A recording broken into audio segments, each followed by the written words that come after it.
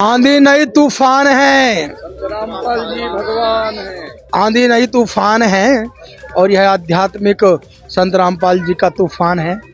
निश्चित रूप से मैं आज क्षेत्र के विद्वान भगवती प्रसाद जी तिवारी के सुपुत्री के विवाह में आज यहाँ उपस्थित हुआ और यहाँ आकर के मैंने यह देखा सतलोक आश्रम में कि दहेज मुक्त विवाह के लिए एक लोगों की बड़ी परेशानी होती है कि भाई बेटी का जन्म हुआ है तो इसका विवाह कैसे करेंगे। जिस दिन कन्या जन्म लेती है उसी दिन पिता को चिंता होती है और जिससे घर एक बेटी दो बेटी और तीसरी बेटी हो जाए वो लोग तो अपने भाग को इतना कोसते हैं कि अब हमारा क्या होगा। मृत्यु तुल्य संकट उनके सामने खड़ा हो जाता है। ये सब अपने आप को मानते हैं। कहने का तात्पर्य कन्या को जो लोग अभिशाप मानते थे, आज संत रामपाल जी ने बेटी को वरदान का जो स्वरूप दर्शाया। ये सतलोक आश्रम में कन्या विवाह संस्कार जो उन्होंने अपने आश्रम के विधि विधान से संपन्न कराया, निश्चित रूप से यह एक अच्छी शिक्षा का और एक अच्छे आध्यात्मिक संदेश का स्वरूप है। मैं सतलोक आश्रम में जो 51 विवाह संस्कार जो हुए उन सभी वर वधुओं को अपने नव दाम्पत्य जीवन में ग्रस्त आश्रम में प्रवेश करने की बहुत बहुत शुभकामना और बधाई देता हूँ। सर, जिस प्रकार से संत रामपाल जी महाराज की लोकप्रियता दिनों दिन बढ़ रही है, समाज के हित में जो कार्य कर रहे हैं उसके विषय में क्या कहना चाहते हैं? जैसे कि दहेज मुक्त विवाह तो हो गया एक साइड, मान लो कि अभी रक्तदान शिविर का जो आयोजन किया गया था, यहाँ ही नहीं नेपाल सहित 11 सतलोक आश्रमों में जो दहेज मुक्त विवाह वहाँ भी संपन्न हुए और यहाँ भी रक्तदान के जो आयोजन जगह जगह कराए जा रहे हैं उसके विषय में थोड़ा जानकारी लेना चाहते हैं। देखिए, खून से खून को जोड़ने का प्रयास, यह एक सर्वधर्म और सभी समाज को जोड़ने का जो संस्कार है वह परिकर में देखने को मिला। खून से खून को जोड़ने का प्रयास मतलब सभी समाज, सभी संप्रदाय, सर्वधर्म का स्वरूप यहाँ देखने को मिला है और यह एक उनका अच्छा मिशन है। रक्तदान से उन्होंने यह संदेश दिया है कि हम असहाय लोगों की सेवा करते हैं और सभी धर्म के लोगों का संस्कार रूपी उनके स्वास्थ्य की चिंता करते हैं और उनके जीवन में उजियारा लाने का प्रयास करते हैं। यह संत रामपाल जी का रक्तदान शिविर बड़ा ही अनूठा वरदान साबित होगा उन लोगों के जीवन में जो पीड़ित हैं, बीमार हैं और अपने जीवन को लेकर के चिंतित हैं।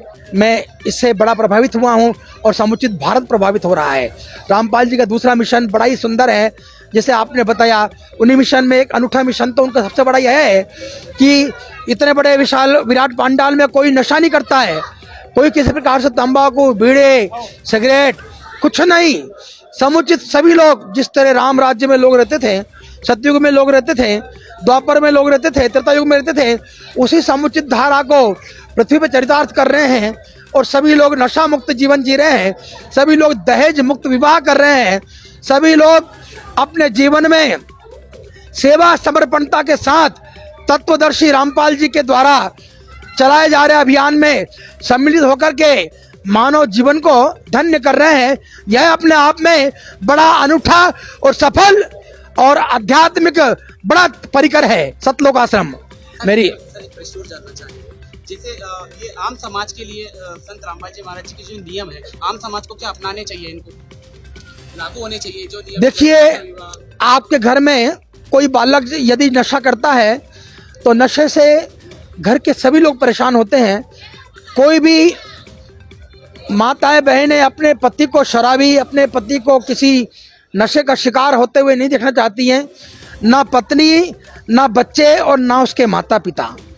नशे में जाने जो जुड़ जाता है उस व्यक्ति को आर्थिक, मानसिक, सामाजिक और बहुत सारी कुरीतियाँ और बहुत सारी तकलीफ़ें झेलना पड़ती है, उनके परिवार को भी और स्वयं को भी।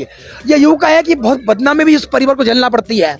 इसीलिए यह नशा मुक्त जो आध्यात्मिक संत रामपाल जी ने आश्रम की स्थापना की है और एक ये नामदान का संकल्प लिया है, बहुत ही सुंदर और अनूठा और दिव्य आध्यात्मिक यह आयोजन है और इस आयोजन से प्राणी मात्र को लाभ मिलेगा, जन जन को लाभ मिलेगा और लोग नशा मुक्त जीवन जिएंगे और लंबी आयुष्मान बनेंगे लोग। सर एक सवाल और है, जैसा कि अभी कुछ दिन पहले, महज 7 से 8 दिन पहले संत रामपाल जी महाराज के अनुयायी उनके सानिध्य में जबलपुर मेडिकल कॉलेज को 130 देहदान का संकल्प करके फॉर्म भरा है और 6 से 7 देहदान की बॉडी जो मेडिकल के छात्र हैं हमारे देश की स्वास्थ्य व्यवस्था में, जो उन्हें सीखने के लिए जो बहुत अच्छा जो कार्य किया है, 6 से 7 बॉडी भी दान किए हैं, तो इस विषय में क्या कहना चाहते हैं?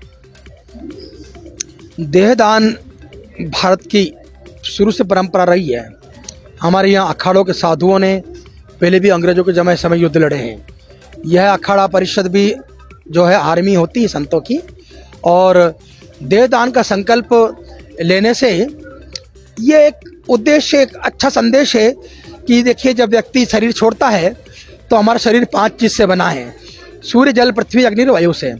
अग्नि में अग्नि मिल जाती है, मिट्टी में मिट्टी मिल जाती है, हवा में हवा मिल जाती है, पानी में पानी मिल जाता है, और व्यक्ति 5 तत्वों में समा जाता है।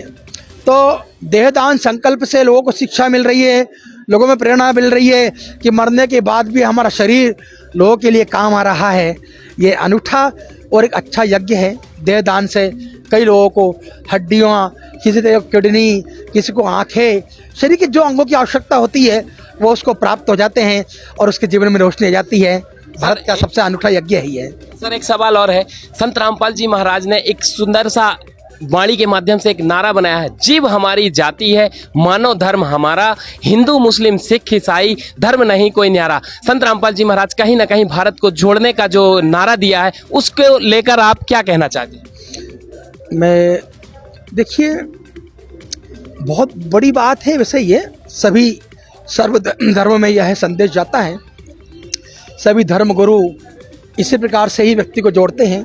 धर्म किसी को जोड़ने के लिए होता है, किसी को तोड़ने के लिए नहीं होता है। कोई सा भी धर्म हो, हिंदू धर्म, सिख ईसाई, आपस में सब भाई भाई। सर्वधर्म परित्यज्य मामेकम गीत में भी लिखा है, शरणम व्रज। मैं सब धर्म का सम्मान करने वाला व्यक्ति ही धर्मात्मा कहता है, परमार्थ कार्य करने वाला परमात्मा कहता है। उसी उसी परंपरा से यह जीव हमारी जाति है परंपरा जो है, बड़ी बड़ी ऊंची बात कही रामपाल जी ने। और ये सब साधारण दिमाग से इसको नहीं सोच सकते हैं, साधारण विषय की बात भी नहीं है। यह ब्रह्म तत्व की बात है और परम तत्व की बात है। जीव को जोड़ने के लिए, जीव को एक ही, जब व्यक्ति जन्म लेता है और उसका मरण होता है, तब तक जाति भेद सब जीते जीते रखते रहते हैं। मरने के बाद सब एक ही शमशान में जाते हैं, जहाँ जाना सबको निज धाम पे सभी एक जगह जाते हैं। कर्मों के अनुसार व्यक्ति को सदगति, परम गति प्राप्त होती है। तो यह उनका बहुत बड़ा यज्ञ है, लोगों को जोड़ने का सरल और सहज मार्ग है, और जिससे अंतिम पंक्ति का व्यक्ति भी समाज के प्रथम पंक्ति से लगा करके समाज का अंतिम व्यक्ति भी इस यज्ञ में जोड़ सके।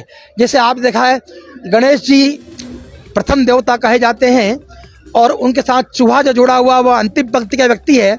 तो अंतिम व्यक्ति के छोटे व्यक्ति अंतिम पंक्ति के चूहे, और भारी भरकम ऐरावत स्वरूप के गणेश जी चूहे पे सवार होकर के चलते हैं। छोटी छोटी गली में से निकलना हो तो हाथी नहीं निकल सकता, पर चूहा कहीं से भी जा सकता है। तो निश्चित रूप से समाज के अंतिम व्यक्ति को और समाज के प्रथम व्यक्ति को जोड़ने के लिए जीव हमारी जाति का संकल्प चरितार्थ हो रहा है। और उसी कारण आज लोग सब धर्म से लोग आ रहे हैं और अपने आप को कृतार्थ मान रहे हैं। सत साहेब।